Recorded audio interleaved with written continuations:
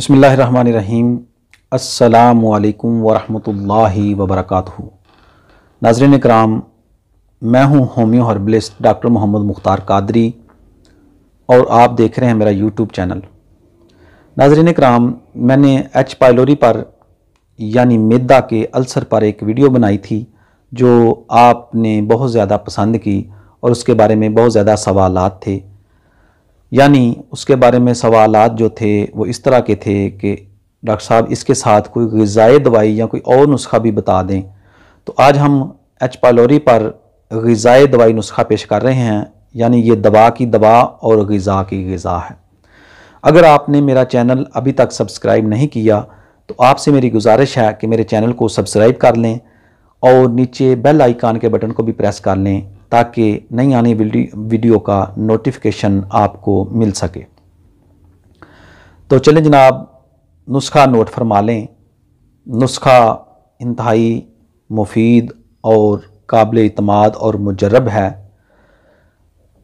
अज्जा नोट कर लें। नंबर 1, आपने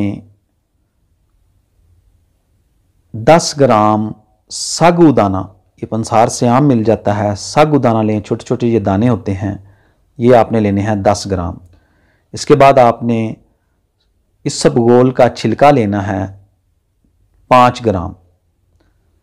तीसरे नंबर पर नाज़रीन किराम आप ले लें तुखम रेहान, ये भी आपने 5 ग्राम लेने हैं।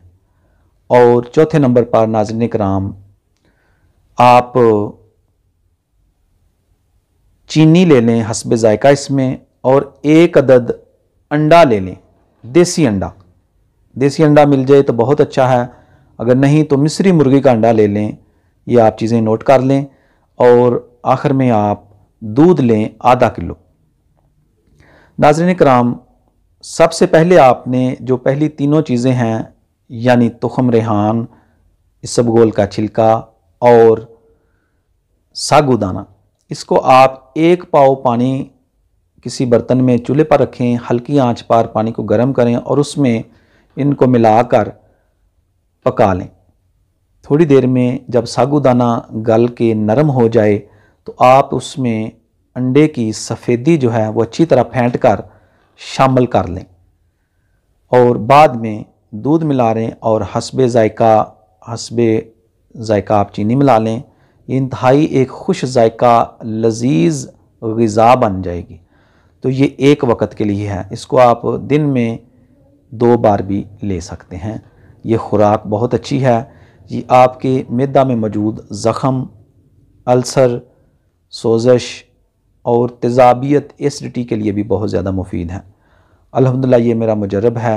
ये तिब्बे मुफ़रद अज़ा का ग़िज़ाई दवाई नुस्खा है। इसका मिजाज तर सर्द है, बहुत ही मुफीद ग़िज़ा है, लतीफ़ ग़िज़ा है। मैदे पर इसको खाने से कोई बोझ नहीं बनता और मैदे की सोज़श को, अल्सर को अल्हम्दुलिल्लाह इससे काफ़ी ज़्यादा अफाका मिलता है। तो ये था नाज़रीन किराम आज का नुस्खा। उम्मीद है आपको पसंद आया होगा।